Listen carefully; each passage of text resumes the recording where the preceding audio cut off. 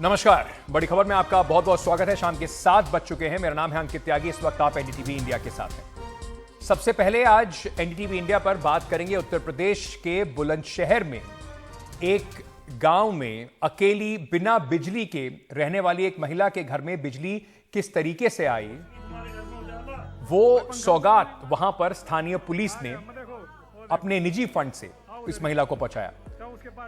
महिला चौपाल में, पुलिस की चौपाल थी। महिला, ये 70 वर्षीय महिला जिनका नाम नूरजहां है, ये वहां पर पहुंचे और उन्होंने गुजारिश की कि उनके घर में बिजली नहीं है। वो बहुत गरीब हैं और ना ही वो इस बिजली के कनेक्शन के पैसे दे सकती हैं। तो वहां पर जो पुलिस के लोग मौजूद थे, एक महिला आईपीएस ऑफिसर ने न सिर्फ इन्हें बिजली का कनेक्शन दिलवाया, बल्कि वहां पर एक बल्ब और साथ ही साथ इनको एक पंखा भी भेंट किया। जब बिजली पहली बार इनके घर में जली तो नूरजहां काफ़ी खुश हो गई और ये तस्वीरें बयां करती हैं कि शायद इनके लिए ये कितनी बड़ी बात है, इस बुजुर्ग महिला के लिए ये कितनी बड़ी बात है। चलिए अब आपको मिलवाते हैं उस पुलिस अधिकारी से, उस आईपीएस अधिकारी अनुकृति शर्मा से, जिन्होंने ये कारनामा करके दिखाया। हमारे वरिष्ठ सहयोगी मनोरंजन भारती ने उनसे बात की। सबसे पहले आपको वही सुनवाते हैं। नमस्कार, एनडीटीवी इंडिया में आपका स्वागत है। मैं हूं मनोरंजन भारती। आज आपको मिलवाने वाला हूं एक पुलिस अफसर से। नाम है अनुकृति शर्मा, बुलंदशहर में पोस्टेड है। उनका एक वीडियो जो है काफ़ी चर्चा में है। वो उन्होंने खुद ट्वीट किया था और वो वीडियो जो है एक महिला के घर में बिजली लाने का है। आप सोचेंगे कि मैं पुलिसकर्मी के बारे में बात कर रहा हूँ, लेकिन यहाँ पे जी हाँ, ये एक महिला के घर में बिजली आई है, उसका जिक्र किया गया था। उन्हीं से सुनते हैं। अनुकृति शर्मा जी, आपका बहुत बहुत स्वागत है एनडीटीवी इंडिया पर। पहले आप उसके बारे में बताएं जिस वीडियो को लेकर के आप सुर्खियों में हैं।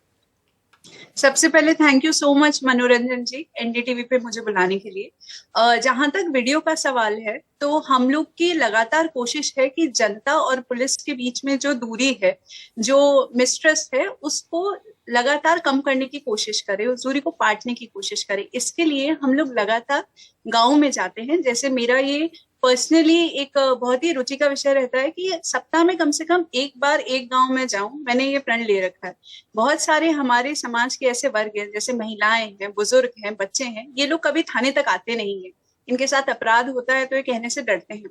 जेन्युइन आदमी भी पुलिस को अपनी बात रखने में संकोच करता है, जो कि होना नहीं चाहिए। पुलिस प्रशासन लगातार जनता की सेवा के लिए दिन रात काम करते हैं, तो भय नहीं होना चाहिए। तो ये एक साथ तो कम होगा नहीं। तो उस विश्वास को जगाने के लिए हम लोग गांव-गांव जाते हैं और लोगों से जाके ये बोलते हैं कि आपकी ये शिकायत रहती है कि पुलिस आपकी सुनती नहीं।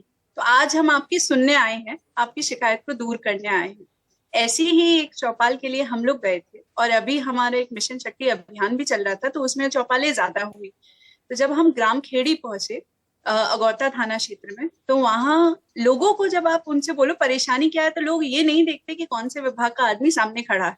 वो ये देखता है कि अधिकारी सामने खड़ा है और मैं इसको अपनी बात कहूंगा तो ये मेरी समस्या सुलझा देगा।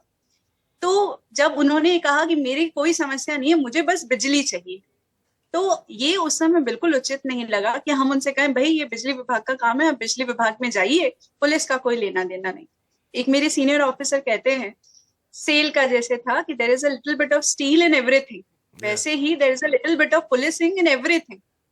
तो उनके घर बिजली लाने से अपराध पे भी अंकुश आता है। वो तमाम तरह की चीजें हैं। जब वो हमारे पास आ गई तो हमने प्रण लिया कि जो भी है हम कोशिश करेंगे और इनके घर में बिजली लेकर आएंगे।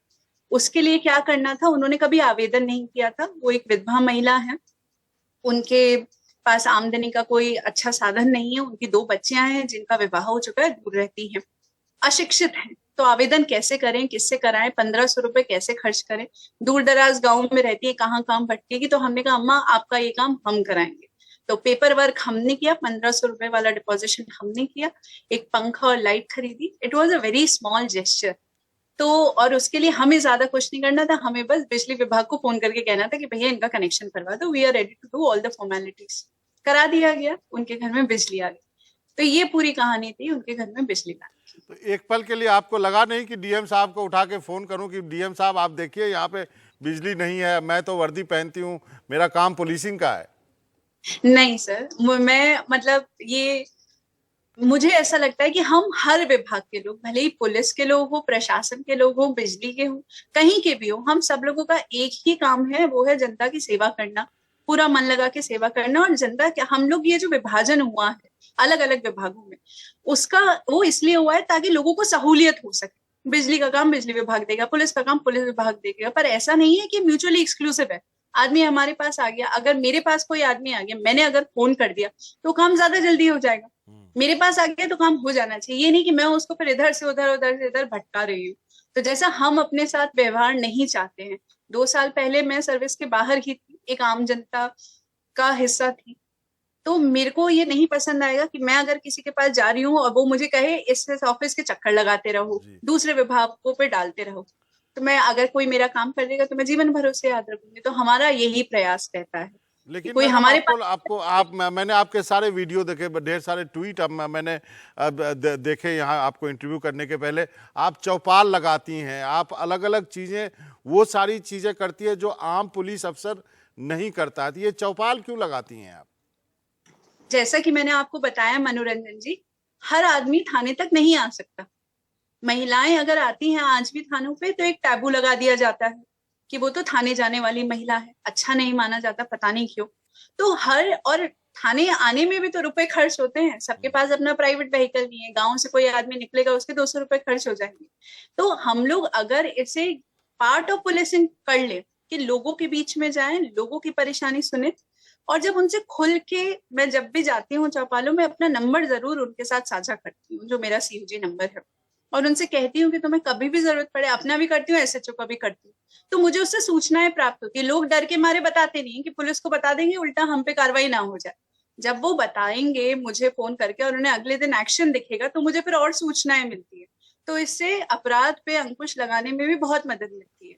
और हमारा, जो आप जानते हैं कि पुलिस टू पीपल रेशियो हमारे देश का बहुत अच्छा नहीं है, तो हम बिना जनता के सहयोग के ना क्राइम कंट्रोल कर पाएंगे, ना लॉ एंड ऑर्डर मेंटेन कर पाएंगे। तो एक अच्छी बेहतरीन पुलिसिंग व्यवस्था के लिए ये जरूरी है कि पूरी जनता को हम लोग साथ लेके चलें। एक और सवाल है, मैंने देखा कि डोमेस्टिक वायलेंस के लिए आप बहुत काम कर रही हैं, तो आपको क्या लगता है कि बुलंदशहर, जो कि ठीक है, वो आम और गेहूं और बाकी चीज़ों के लिए भी फेमस है, लेकिन कुछ और नोटोरियस चीज़ों के लिए भी बुलंदशहर बहुत फेमस है, तो आपको क्या लगता है कि डोमेस्टिक वायलेंस एक क्या वहाँ पे बड़ी समस्या है, या जनरल पुलिसिंग में आपको अपराध जो है, हार्डकोर अपराध, वो ज़्यादा बड़ी समस्या है?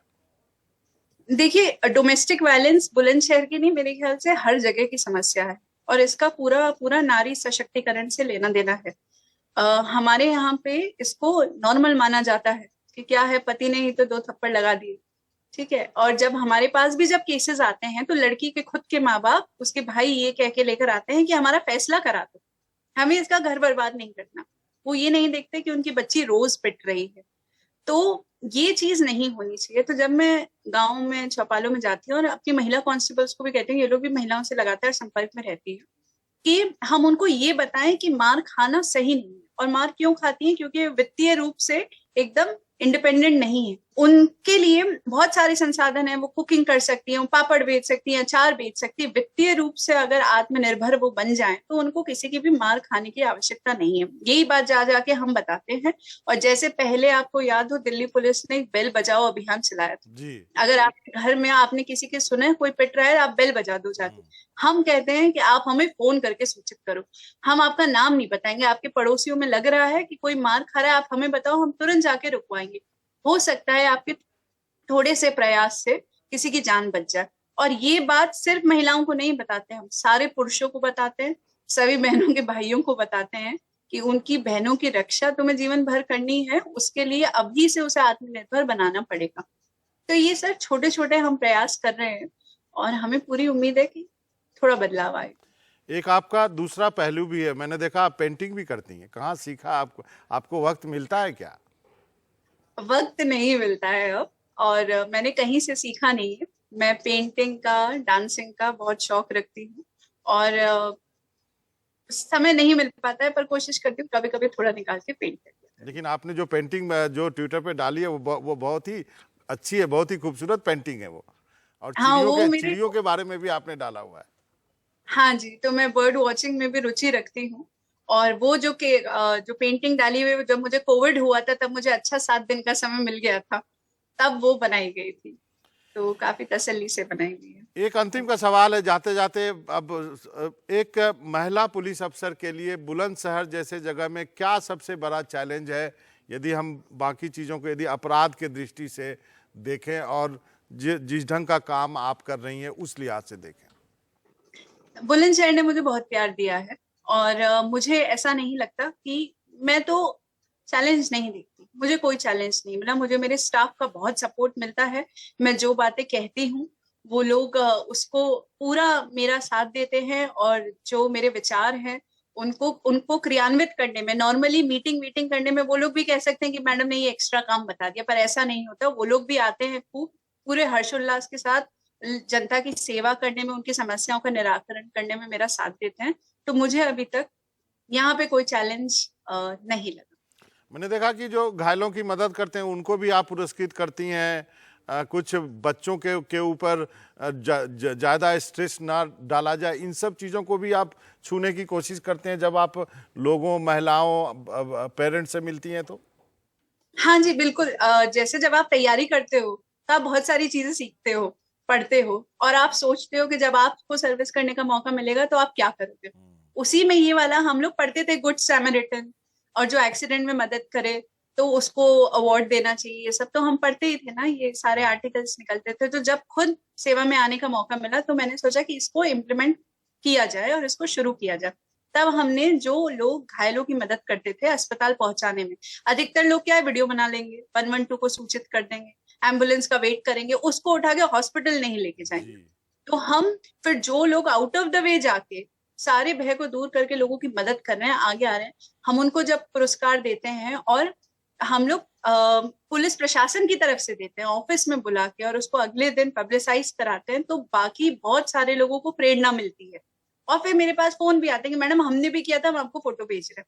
यही तो चाहिए। तो जैसा मैंने आपको कहा कि हमें अगर बेहतरीन पुलिसिंग करनी है तो हमें जनता को साथ लेके चलना होगा, उनके सहयोग के बिना हम नहीं कर पाएंगे। तो ये सब सर छोटे छोटे एक्शंस हैं जिनसे I am just seeking help from public. सही कहा मैडम। आप अनुकृति शर्मा जी, आपका बहुत बहुत शुक्रिया। आप एक मिसाल बन रही हैं और इस मिसाल के, अपने मिसाल के जरिए आप पुलिस का चेहरा भी बदलने की कोशिश कर रही हैं। उम्मीद करता हूं कि आप उसमें सफल हों। आपका बहुत बहुत शुक्रिया, आपने वक्त निकाला एनडीटीवी के लिए। Thank you so much sir.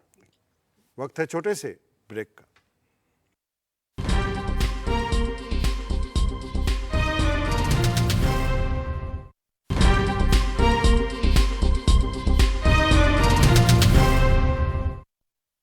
Delhi में बारिश के बाद करंट लगने से मौत का एक और मामला सामने आया है। 17 साल का सोहेल बेंगलुरु का है। 1.5 महीने पहले वो दिल्ली में अपने मामा के पास घूमने आया था। रात को वह अपने मामा के दोस्त के घर से पे सोता था। रविवार सुबह 5 बजे वो अपने मामा के दोस्त के घर से अपने यहाँ जाने के लिए जब चला तो गली में पानी भरा हुआ था, जिसमें बिजली का तार टूटकर गिर गया और करंट लगने से उस 17 साल के युवक की मौत हो गई। पानी में जब चलते हुए वो जा रहा था तो लोगों ने मदद करने के लिए कोशिश भी की, लेकिन उसे बचाया नहीं जा सका। मामले की जांच जो है वो न्यू फ्रेंड्स कॉलोनी के पास तैमूर नगर में ये मामला हादसा हुआ है। इसके बाद दिल्ली पुलिस ने इस पे एक मामला भी दर्ज किया है। इससे पहले दिल्ली रेलवे स्टेशन पर एक 35 वर्षीय महिला की करंट लगने से मौत हो गई थी। इसके साथ साथ जो हमने कल भी सवाल उठाया था, उनके पिता से भी बात की थी कि क्या लापरवाही, जो क्रिमिनल नेग्लिजेंस जिसे अंग्रेजी में कहते हैं, उसकी वजह से लोगों की जान जा रही है, इसकी जिम्मेदारी फिक्स करना, उन लोगों का उदाहरण बनाना जो अधिकारियों की वजह से ऐसे बिना किसी वजह से किसी की जान चली जाती है, क्या ये बिल्कुल जरूरी नहीं है।